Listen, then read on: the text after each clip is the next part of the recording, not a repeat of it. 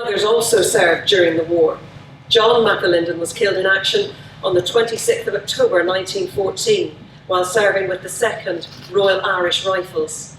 He was subsequently discharged as unfit for further service, and another brother, Edward McAlinden, served in the Royal Navy. Local historian Jimmy Conway will give us an insight into the feelings of these young men through his reading of the poem Lurgan Volunteer.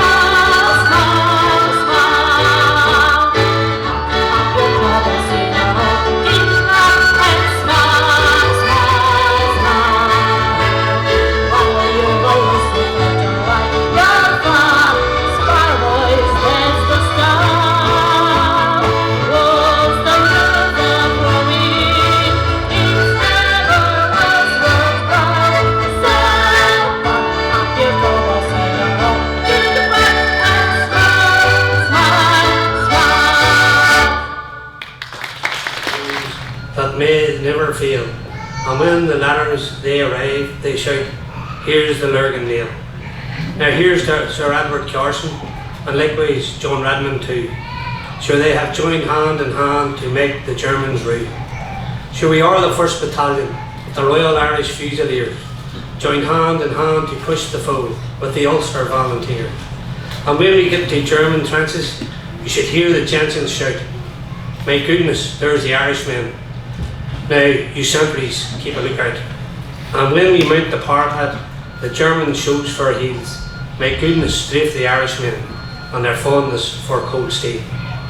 Here's to our hero soldiers, I tell you one and all, the Lurgan boys turned out in hundreds when they heard the bugle call. The bugle sounds the rally, our bayonets be fixed. And Hugh Creaney from Arthur Street, he was ever of his tricks. Also James McAlinden, who made the Boches run. And Jimmy Smith the devil, sure he'd always up to fun. And when Max dashes forward, I may tell you it's true, sure he's not outrun by Neil Brady and Tolan, who comes from Lurgan too. And here's to all the Lurgan boys, sure it's them we like to see. And when we meet in Lurgan town, may we all have a jolly spree. And when we walk down North Street, right down to the Distillery Hill, sure we'll shout God strafe the Kaiser and his noisy son, called Bill. Now here's to the Lurgan nail that leads the paper band. So we think when we're in the trenches, when we get it from our friends in Ireland, and when it comes to us we shout with might and main, good luck to all the Lurgan men from the Black to the Plain.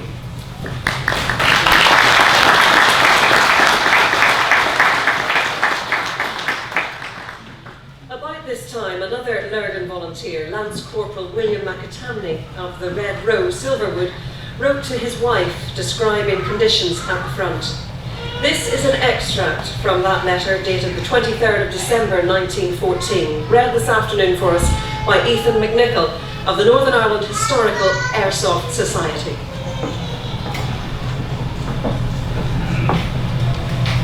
I have been in the fighting line a few times and had it hot, but I hope not to be back again for some time.